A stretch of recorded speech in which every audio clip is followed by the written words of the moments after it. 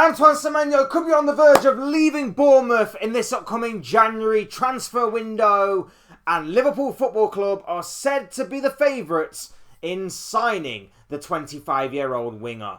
Hey guys, welcome to the channel, welcome to another video. Today's video is going to centre around this man right here, Bournemouth's Antoine Semenyo, who has started the season off in brilliant fashion and has been a major and consistent player for Bournemouth these past few years.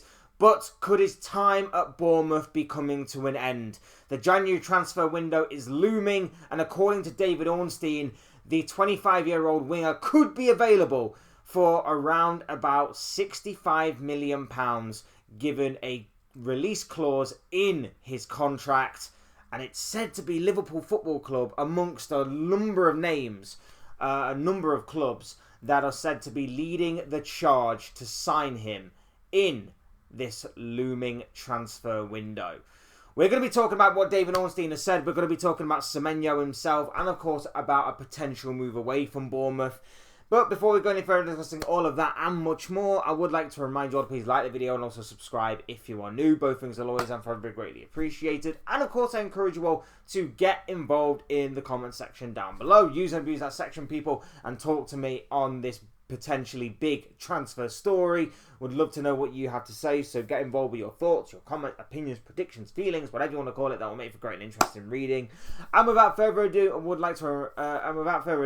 let's get on with the conversation ourselves. Let's talk Antoine Semenyo, a potential move to Liverpool, and what David Ornstein has said about this potential transfer story. So for me, Antoine Semenyo has certainly been someone that I have liked and adored these past couple of years at least. He has been a big part in the Bournemouth machine, especially under Andoni Iraola. He has definitely taken his game to a whole new level. He has grown, he has evolved, he has become such a consistent player. His goal scoring and even assists output has certainly grown. He has become a brilliant all-round winger in terms of his build-up play, in terms of his output. He possesses a lot of traits and ability on that wing, whether it's his pace, whether it's his skill, his flair, his technical ability to take a player on, that kind of thing. And like I say, his overall build-up play and teamwork and his work rate especially has been something to be admired on his side for the past couple of years. It's no surprise that this man has certainly been in and amongst the speculation over the course of the past year, especially, even harder than what it has been before, in terms of a potential move away from Bournemouth. And Bournemouth have obviously stood firm on him for a long time now, but according to David Ornstein, they might be facing a bit of a losing battle, especially with the January transfer window looming so quickly. And even if they manage to keep him in January, they probably are even more likely to lose him in the next summer transfer window of 2026. This is what David Ornstein had to say yesterday about the Antoine Semenyo situation. And let's be real, with Ornstein being someone who is more respectable and has obviously got more credibility to his name, when he speaks, we kind of listen. So this probably does hold a lot more weight than what a lot of other journalists have probably been saying about the situation. He's took to social media yesterday to state this: Bournemouth may be powerless to prevent Antoine Semenyo's sale in January. Contract includes £65 million release clause, available to all clubs, but must be triggered by set date to Bournemouth to get a replacement. Applies again in the summer at a lower price. So basically what he's saying there is a limited time only release clause that is available to all clubs for £65 million, for, probably 2 weeks before the January transfer window closes. If obviously no one comes in and Semenyo doesn't leave Bournemouth in that time, that means that that particular clause will be destroyed. It will be void. But there will be a new release clause in the summer of 2026 that will be for a cheaper price. So if clubs are open to, of course, making a purchase for Antoine Semenyo in the January transfer window, they will have to probably move now. There's no telling how cheaper the price in the summer will be in comparison to how it will be in January. And not only that as well, but of course, not a lot of teams do a lot of business in January. Some are still obviously trying to recover from the previous summer transfer window. Some don't necessarily see the right player for the right opportunity in January. So it's a very good opportunity that if you can do the business, get the deal done in terms of that aspect, because next summer there could be a lot more interest. Next summer the price could be slashed to a considerable amount. So you are really running a risk. If you can do it in January, then it's probably a good idea to, rather than risk doing it in the summer where, yes, you could get him for a cheaper price, but you may also face tougher competition for his signature. And let's face it, given the fact he's Prem proven, given the fact that his goal scoring output and his assist output has been ever so consistent, his performances have been consistent, and the type of winger that he is in general, 65 million is an absolute steal in my opinion.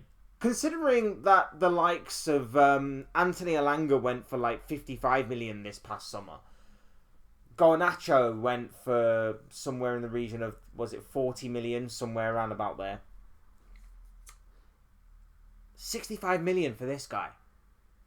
Absolute steal in my opinion. This is someone that I personally have admired a lot these past couple of years. And I liken him to, and I remember speaking about this in the summer, I liken him to where Sadio Mane was when he joined Liverpool from Southampton. He was a player that was being admired by a lot of people. He was being scouted by a lot of big clubs that were a step up, with all due respect, from Southampton, the same way that it's probably going to be a step up for Semenyo from Bournemouth, again, with all due respect to Bournemouth.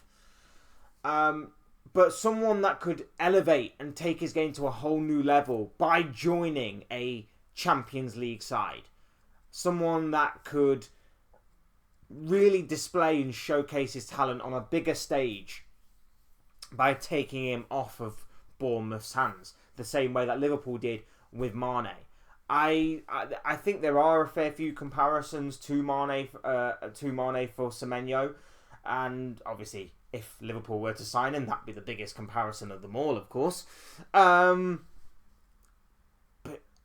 that's the way that I just see Antoine Semenyo. I think he's a fantastic player. I think that the consistency, the output, the skill, the flair, the technical ability, the build-up play, the work rate off the ball, the work rate to win back possession, the pressing, everything that this guy possesses is a worthwhile asset to have.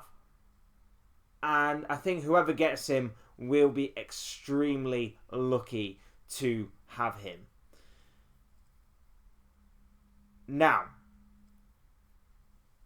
will it be Liverpool Football Club? There are a fair few reports out there when you do some digging that Liverpool are said to be the favourites to sign Antoine Semenyo. They are, of course, one of a lot of clubs that I assume are going to be interested. Likes of Tottenham, Man United, Chelsea. Arsenal are said to be a close second in this race. There are certain reports out there that are suggesting that Liverpool will have the advantage because they will have money to spend in January still, whereas Arsenal may not, having spent a lot of money already in the summer. And I know that Liverpool have as well, but when you consider that Liverpool also made a lot of player sales on top of other things like sponsorship deals, winning the Premier League title last season, not really spending much money these past couple of years, then Liverpool may be in the driving seat for that. And for that, I have kind of mixed feelings on this. I've always said that if you have the opportunity there in front of you, even if he may not be in a position of priority, sign that particular player. Sign that particular player. Because, let's be real here, Liverpool, for as much excitement and optimism that they were going into for this season, it hasn't quite panned out the way that they've been expecting. I don't think that Semenyo coming in necessarily fixes their initial problems. I think their initial problems lie mainly in the heart of the defence and, of course, in midfield. I think that's where the main problems and issues of Liverpool Football Club lie so far.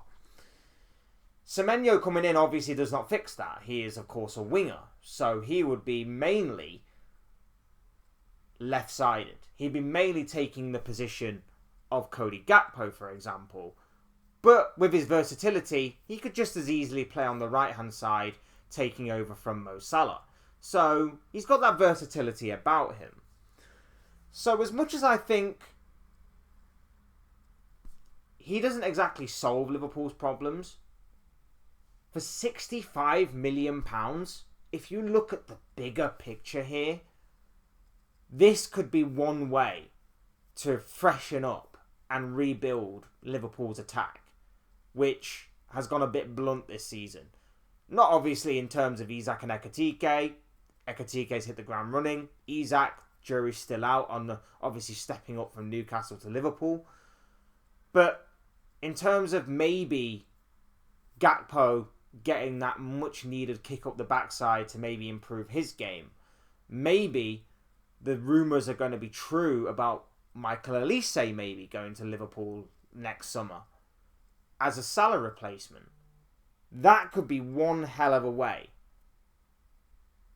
to freshen up and rebuild that Liverpool attack.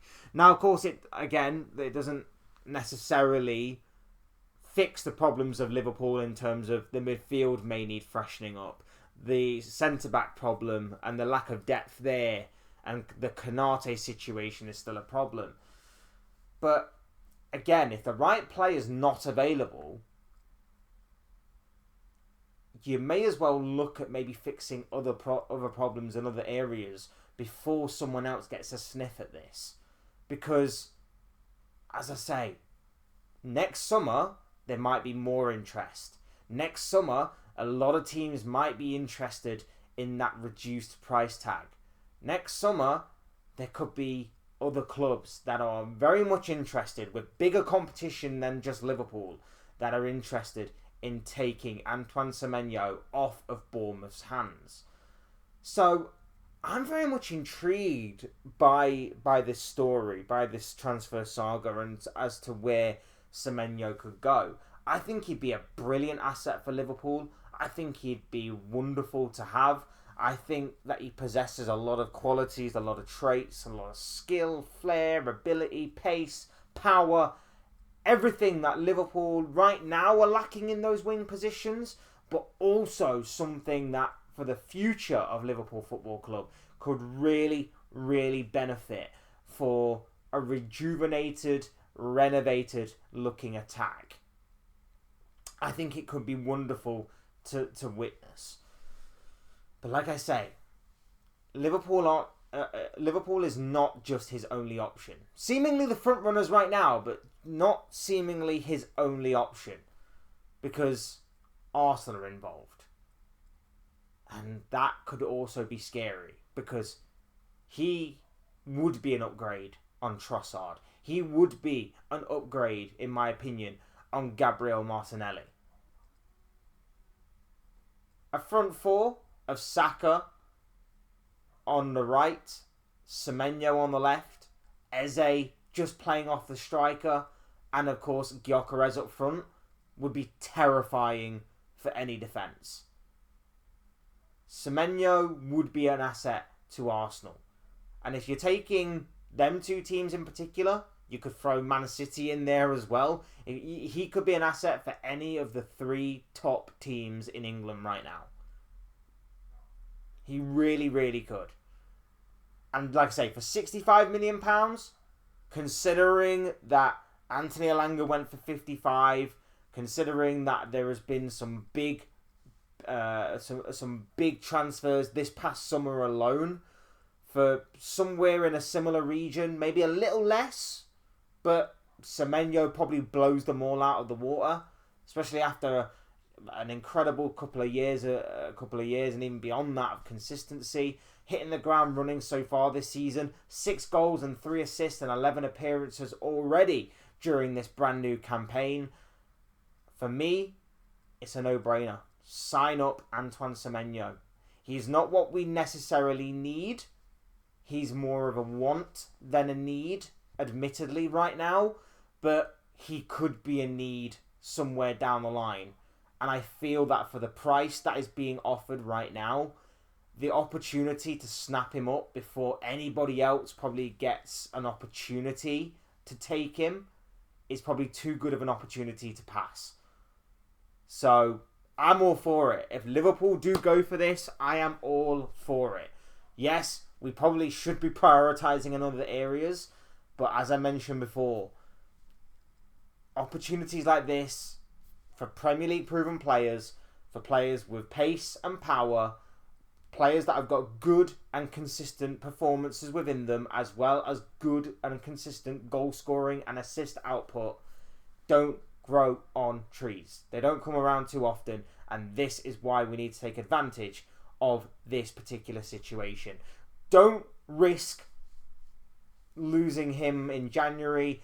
Don't risk losing him in the summer. Don't risk trying to get him cheaper in the summer.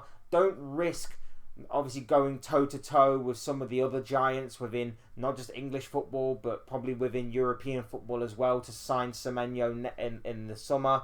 Go and get him in January. No messing around. Lay the money on the table and go and get this man. That is my plea and cry to Liverpool Football Club. But those are just the thoughts, comments, opinions, predictions, feelings, whatever you want to call it, of this guy. I want to know what you guys are thinking and feeling. What do you make about this Antoine Semenyo transfer situation? Where do you think he will go? Do you think there will be a move that will materialise in January? Or do you think that there will be something for the summer of 2026? Let me know what you guys are thinking and feeling in the comments section down below. Otherwise, hit the like button on the way out if you enjoyed the video. Subscribe if you are new or want to see more content like this. Both things will always and forever be greatly appreciated. And as always, thank you all so much for watching and listening. I've been Fletch. This has been another Fletch Talks video, and I will see and speak with you all again soon in another video or live stream or whatever it may be. Cheers, guys. Thanks everyone for watching. Take care. Enjoy the rest of your day, and I'll speak to you all again very, very soon.